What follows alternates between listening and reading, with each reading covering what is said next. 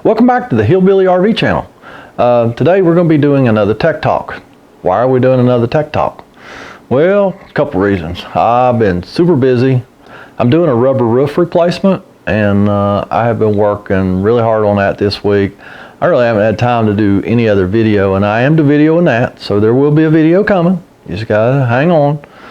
Oh, just because I've been working on that so much this week, I haven't been doing a lot of other jobs, so there's just been nothing to video. So I have had some suggestions on Tech Talk subjects this week, so we'll address a few of those.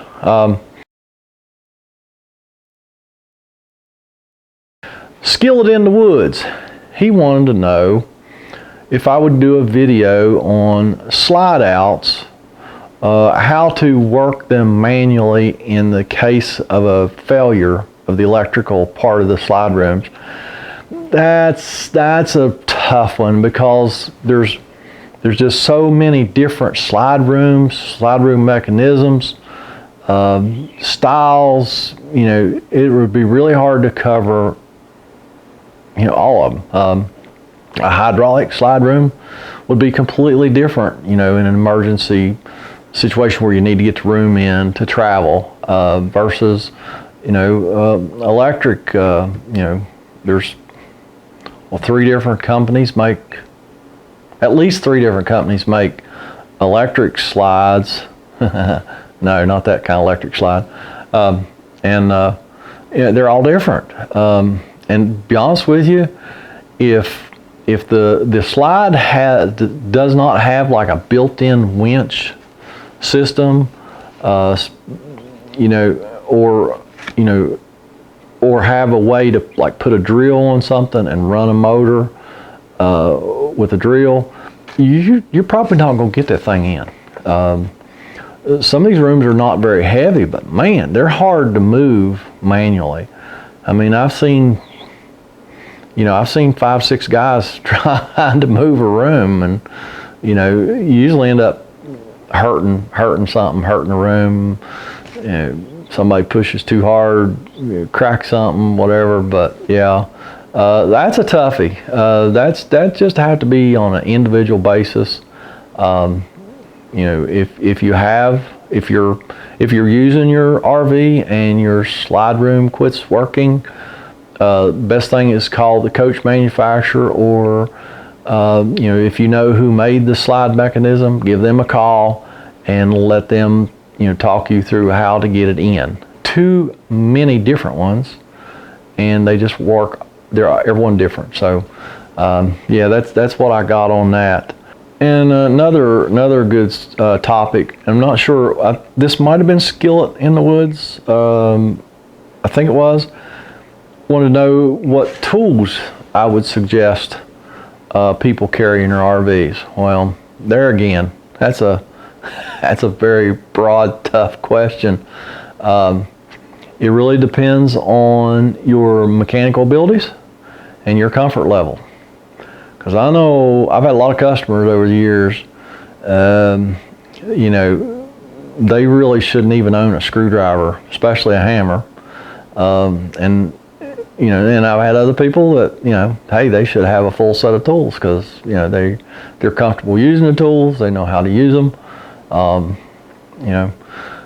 You know, if you're comfortable with mechanical stuff, carry a full set of tools. If you're comfortable doing electrical, you know, carry a multimeter, some basic electrical supplies with you. It just really depends on, you know, your mechanical ability and your comfort level. So yeah, that was a good one though. But and I'm sure there's plenty of videos out there. If you watch any of the RVers that are using their RVs, I'm sure they've probably done a video on, you know, here's the tools we carry. So you know, if you're watching them, go to their YouTube page and search, you know, what tools to carry or something, and you know, chances are you're going to find a video on that. Another one that is very much in line with Skillet in the Woods, how to work a slide out if it has some kind of failure, is how to retract an awning. electric awning if it has some kind of failure in the motor or the electrical system. There again, there's several different manufacturers that make electric awnings. They're all a little bit different. Lippert, you take a little rubber plug off of the front end of the awning where the motor's at, and I think you use like a 3/8 or 7/16 socket on a drill to move it in, to run it in. Dometic, you just basically just take a couple set screws out, and you can manually roll the awning in, and then you have to either get one of those set screws, one or both those set screws back in, or fasten the awning up. Carefree, I'm not real sure about. I just don't work on a ton of Carefrees. I don't think it's because they're way better than everybody else. It's just we don't see a lot of them. So okay, Don says he loves the whiteboard, so we're going to go to the whiteboard and we're going to talk about a couple things real quick.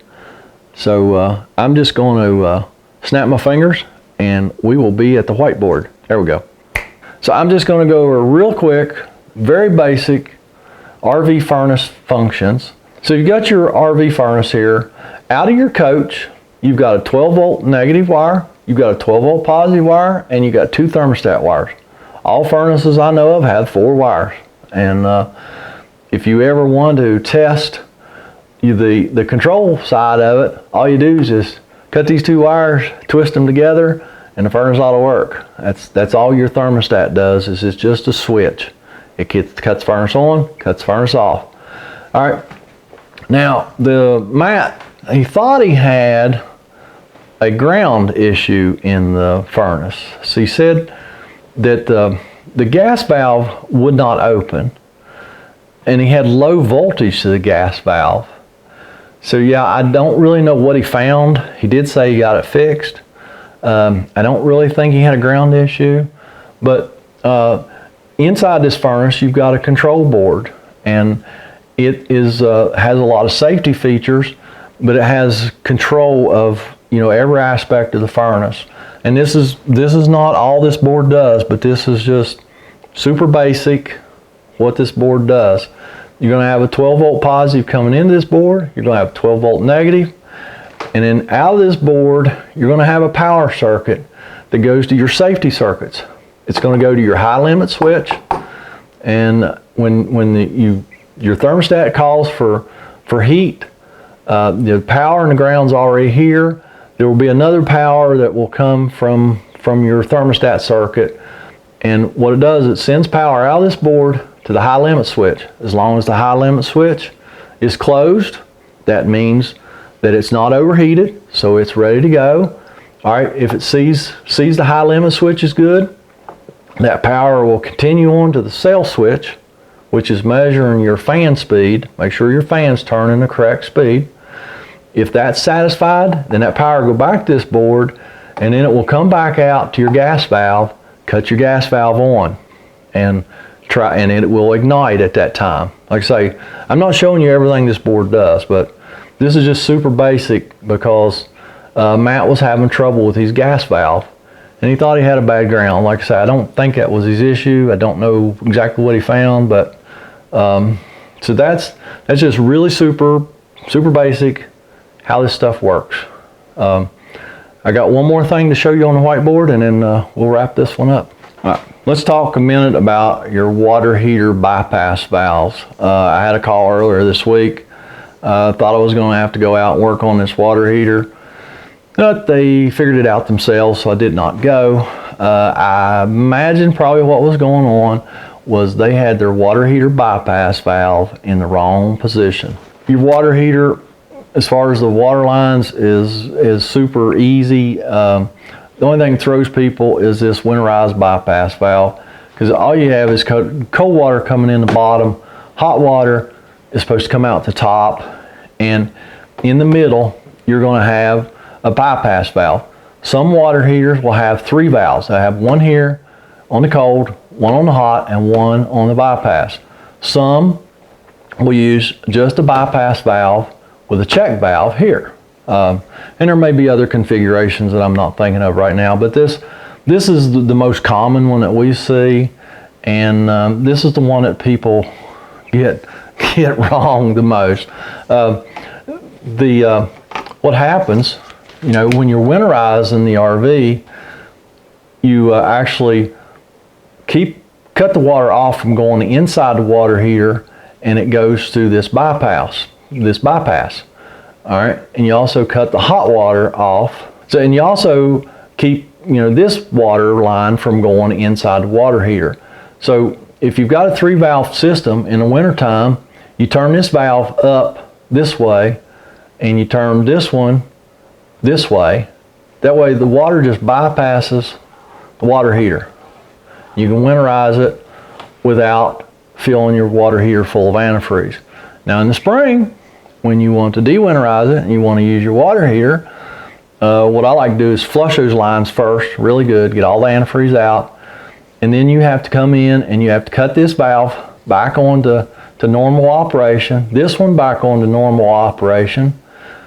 But what a lot of people forget to do is change this bypass valve to normal operation, which will be typically crossways. And what will happen is you turn this valve, you turn that valve, the water heater will fill with water, it'll get hot, you turn it on, it'll get hot. Well, what happens when you try and get hot water out of it, you will get just a little bit of warm water and it just goes cold. Well, what's happened is you forgot this bypass valve to close it. And what's happening is you're mixing hot and cold water outside the water heater. So you won't get any hot water. So no hot showers if you forget that bypass. So a lot of people just, you know, they miss that. And actually, I will usually fix that one over the phone. I'll say, look, here's what you need to do. Go to the back side of the water here. You know, tell me how many valves you have. And I'll tell them which way to turn them. And they go, oh, you fixed it. I said, great. Send me a check. No, I don't say that. You know, sometimes I think it might be more, and I will go to just to make sure that it's not something actually wrong with the water heater. Depends on what they tell me. You know, if they tell me, well, oh, the water heater is really hot, it's got all kinds of hot water, we just can't get no hot water out of it, then I pretty much know what it is, and I'll usually just fix that one over the phone. So, that's all I have this week for Tech Talk, and thank you for coming and watching, and got a new camera person behind the camera, so if the camera was jiggly and shaky, it's her fault. So I don't know, Cameron took the day off. So just thanks for watching, and I'm gonna go down the road and fix another one, and y'all have a fantastic day. What was the other reason? Because they're just two different here we go. Y'all ready? Hang on. Ooh, that was not a very good snap. No, honey, that's out as far as I go. Oh, is it? Okay, well then That's why everybody gets so excited when I'm holding the camera. They're like, quit with the close-ups. Yeah. My arm's only so long. All right, Dawn. Here's the whiteboard. Matt sent in a question. What are you doing? I have a 12-volt positive, and we got 2 thermostat. What are you're moving the camera all over the place. You got to hold it still. As I know of. Honey, you are jiggling all over the place. I'm trying not to. Do I need to go get the tripod? I don't want you to. I want to try and find a place that I can get comfortable.